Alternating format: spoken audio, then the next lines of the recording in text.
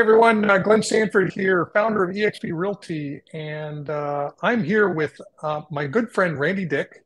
Randy literally lives, I think, probably less than 3 miles away, but in an entirely different country from where I'm presently living. But hey, Randy, thanks for jumping on the podcast. Thank you so much. I do often look your direction and I watch for your boat going by now and again. And I think, I wonder if that's Glenn's boat. And I get my binoculars out and scan across the water. So yes, we do live within a few miles away, but a large border crossing to get there.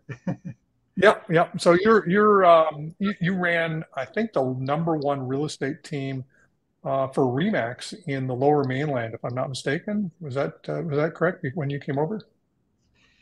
Yes, when I came over in 2018, I was the number one Remax team lead, team in the Fraser Valley Real Estate Board, and very fortunate to hold that one or number two position for now about 22 years as a team lead, and our team is called the eXimus Real Estate Team.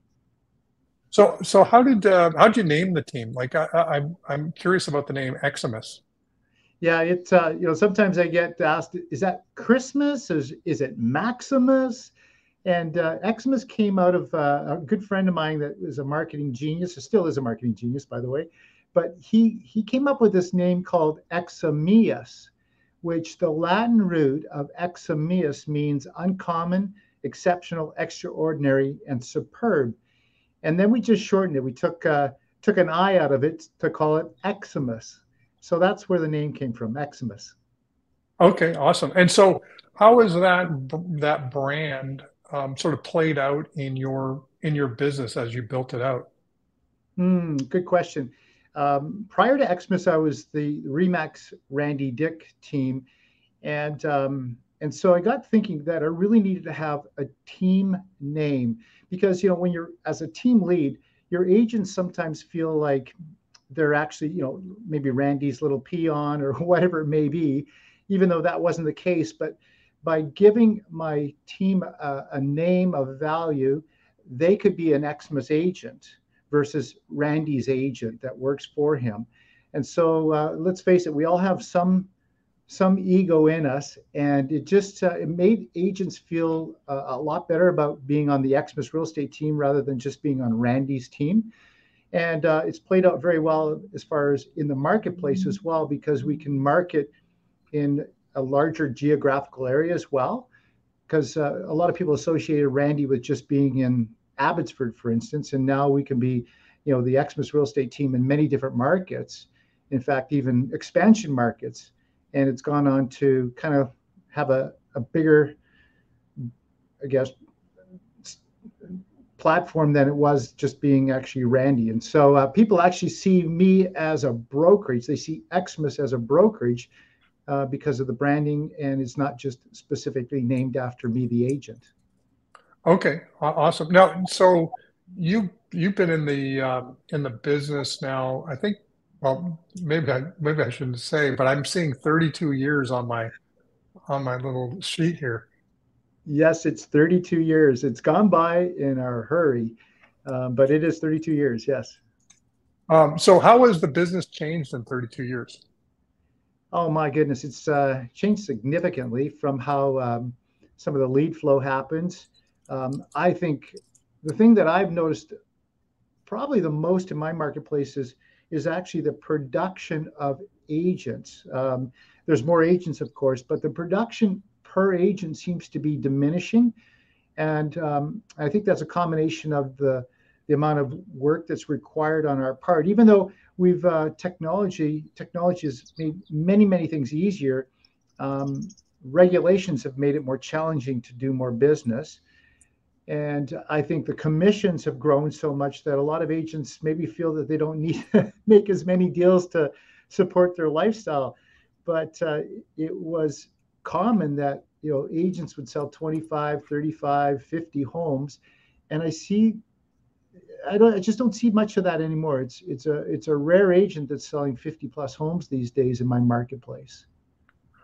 Now, back in the day when people were selling 50 plus homes, how many homes did it take to sell to make a good income? Well, I think that's part of the difference. You know, when I started, my average commission was $2,500, and Right, so if I wanted to earn a couple hundred grand or take home a couple hundred grand, I'd have to sell you know, um, 75, 80 homes to do that. right, Today, the average commission in my marketplace is, depending on your commission structure and so forth, but it's probably in that $15,000 range. So, significantly different number is required today to really take home a pretty good living. right. Yeah. Well, and I think that was, I was, we bought all of Tom Hopkins materials, and he was, of course, a big sales trainer back in the '70s and '80s and '90s. But I remember reading his initial books and the number of properties he was selling, and then I saw the amount of commission he was getting per sale. And then he was splitting that with the house. A pretty significant amount went to the house. There was no such thing as caps, and it was like 50-50 and the whole nine yards. So you had to sell quite a bit of real estate to actually sort of make that sort of minimum income threshold. Of course, if you're really good, it contracts were way easier back then too. So that was also, now the contracts are an inch thick, Yeah. and there's a lot more um, data fields to fill in. And Well, I used to sell property on one page contracts. In okay, 1992, I was doing one pagers, and there was very little disclosure, of course, and it was pretty easy to walk through some of those deals, even though we had to meet face to face in most cases. We did have a fax machine back then, but we didn't do much business over a fax machine. It was mostly belly to belly, but somehow it just seemed to flow easier. Today, you're right. There's a ton of paperwork and regulation and disclosure, and it just slows down the process. I think a fair bit. A good year for me was personally selling 150 homes. It was usually 100 to 150 transactions I would handle, and then I was running a team, of course. And so then I'd have the team that I'd manage, and they would be, pushing that 100 to 200 ends as well. So, it just, I don't know, it seemed easier, even though we had to be physically in all these places at once. It somehow seemed easier to get more deals done. right. Well, interesting. Yeah, I when I got in the business in 2002, my mentor sold 93 properties by himself without an assistant. And so it was great to see that production, because it allowed me to sort of see what a real Mhm. productive agent can do.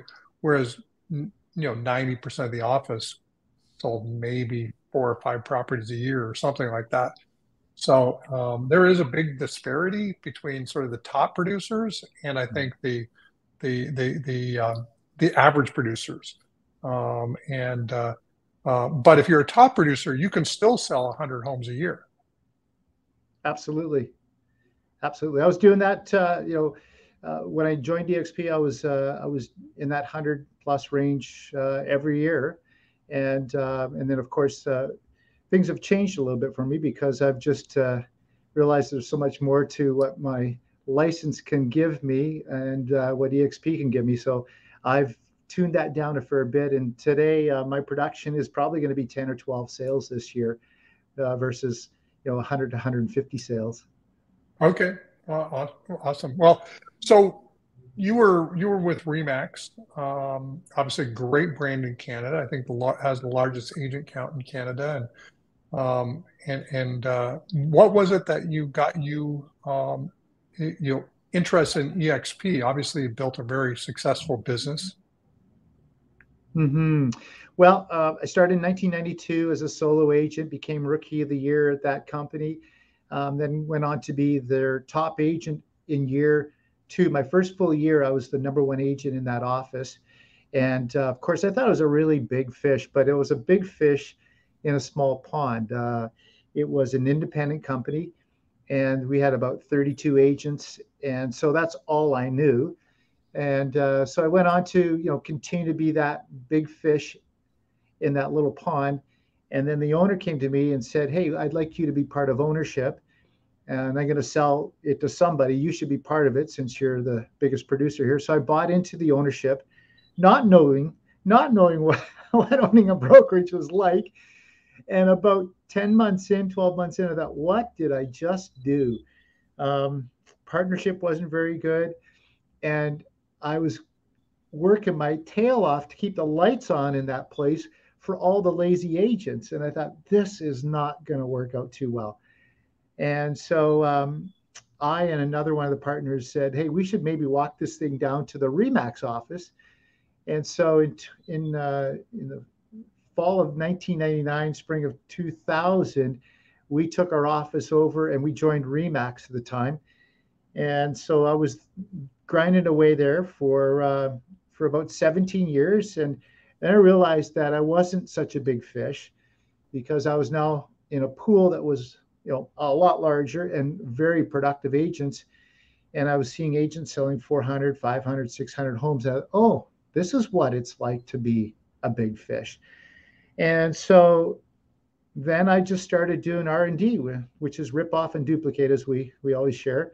And I Right. started, monkey see, monkey do, and built up the eXimus real estate team to, you know, average probably in that 350 range. There were some years that we'd sell over 400 homes, but now I was actually a big fish in a big pond. But along the way, I started realizing that something wasn't serving me very well here, even though Remax was amazing and it was just everything that I needed at the time. But the question that I kept telling myself, and I think we as agents always talk about it this way: our business, my business, my business this, my business that. But one day I looked in the mirror and I said, "Randy, you're telling yourself a lie. You do not have a business. You have a career. And the day that you stop working is the day you stop earning." And I thought, I'm going to carry on for how many more years with this thing called a real estate license that I think's got value? It has zero value. It is only a key to helping me earn money in a career. And I saw myself as really just a paid athlete, a highly paid athlete. The day that I can't do whatever I'm doing, shooting the ball, skating as fast as I can to shoot the puck to score the goal, well, as long as I can keep doing that, I'm going to keep earning. But the day that that catches up to me, father time catches up to me, is the day that I stopped earning. And I thought, I got to figure this out. There's got to be a better way. I really don't have a business because I can't leave this thing for more than 10 days without it kind of like, crumbling but beneath me. So that's when I started doing a deep dive and soul searching in myself to try and find a way to make this thing called a real estate license into a business, not a career. And that's when Phil Hahn, my sponsor, and thank you, Phil, when you see this, thank you for introducing me not only to EXP, but to you, Glenn. And gosh, within 20 minutes, I said, this is this is what I've been looking for 27 years. And so it didn't take me very long. In fact, Jeff Bezos quote, I'd be financially irresponsible, to not be part of Prime. I'd be financially irresponsible not to be part of EXP, was the quote that just kept ringing in my ear after you told it to me. And literally, in 20 minutes, I knew I was making a move. I didn't tell anybody that. You hold your cards kind of tight to your chest. But Right.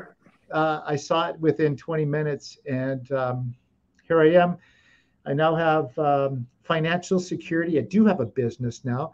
I do have something that's willable to my family that's beyond my wildest dreams.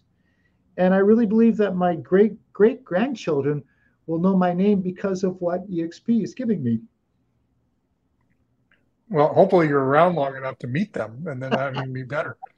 Well, we're having our first grandchild here in November, so I'm excited about that. There you go. So now, um, so how do you build? Obviously, built a successful team. You've been a successful agent. What's been your primary lead gen strategy to kind of build that career? Yeah, great question. so much of what I built was relational. So I was a relational agent. I built great relationships with all my clients, but I also built some really good relationships with some high net worth individuals, developers, builders. And so I had that business always in my back pocket.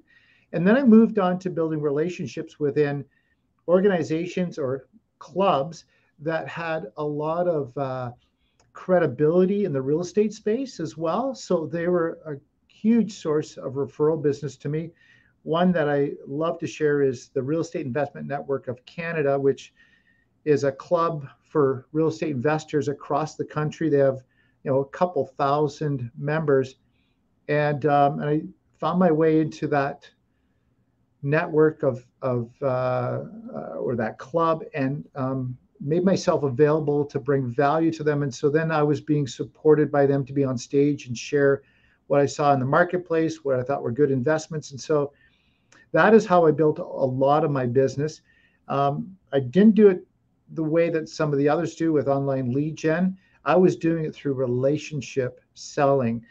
And so that's where the bulk of my growth happened, and just word of mouth, past, present, future clients, all through relationships. Awesome. So getting in these networks, becoming known, getting to know people, connecting with people, then how do you how did you keep track, or how do you keep track of all the people you've met over Mm. the years? Yeah, so I'm one of the first users, maybe not quite, but one of the original users of Top Producer back in 1992, the fall of 1992. I Right? started with Top Producer, and I don't know, I wouldn't really endorse that program anymore because there's been so many others. We've moved from that to Follow Up Boss, or FUB, over the years, which has served us much better. But if I can share with our viewers, one thing every agent should do is, the gold is in the database. And I'm going to say that I did not do as good a job as I should with my database. And what I mean by the database is it needs to be so detailed, from the style of home, to the size of the home, to the lot size, to the location, to children, dogs, all that kind of thing. Because you know, so often I'd have a buyer come to me and say, I'm looking for this, and I couldn't find it on the market. And I didn't have my database as detailed as I should have. Because if they said to me, Randy, I'm looking for a 1 acre lot, it's in this location, it's got this many bedrooms, this many bathrooms, and it's got, an outbuilding for some dogs or whatever, pets. I probably would have done a lot more business because I could have searched my database for my own deals. So I'm just going to encourage everybody. The database is where the gold is. Right. So now are you relative to Follow Up Boss is the platform you're using today? Yes, currently it is. Yeah. So how do you go about I guess managing that database? Like obviously you've got 32 years is a lot of contacts over a lot of years, and I'm sure there are contacts that are originally in there that are not worth having in there. So do you do some maintenance of the database, and how do you go about doing that? Yeah, and there's another pro tip. I should have been doing maintenance yearly on it, and it ended up being kind of like every decade. So, whether it be mailers or emails or whatever, you're getting bounces, or you're getting return to sender, not living here anymore. So we just didn't do a good enough job. So we're doing that right now again. We're just going through our database. Of course, we're finding lots of errors, mistakes, things that we missed, but that's just the cost of doing business, and that's my bad for not being quite on top of that. So I'm really, again, we have to go through that on a yearly basis to make sure that that is current and up to date, and it's worth everything that we say it is. And by the way, that's the value. If you're ever looking to, give some value to selling your database, that database, how well you've maintained it and kept it, is really where the value is or isn't. Right? Oh, for sure. Um, the So last question, and then we'll wrap up here today. But if you could give one piece of advice to an EXP agent, what would it be? One piece of advice. Well, I think in our current market, I think this is a really good piece of advice. Whether it's serving your clients, buyers or sellers, or even looking at agent attraction, I think it's working with the people that are motivated. So often I meet agents and they talk about their pool of people they're working with right now. And if I dive deep and I ask, well, how long have you been working with these people? They say, well, 6, 12, 18 months. And I kind of go, and you're still trying to motivate them to get motivated? And so I think we often spend too much time in just trying to motivate motivated people or unmotivated people, rather than just continue to really search for the motivated people. Because when we find the motivated people, it's very, very easy. That would be one thing. Continue to search for motivated people rather than trying to motivate unmotivated people, whether that's buying, selling, or even agent attraction. I'd really, really encourage that. And then, of course, just love the law of discipline. Discipline is everything, and we need to continue to do that. So everything that we do, we have to kind of see it as a marathon, not a sprint.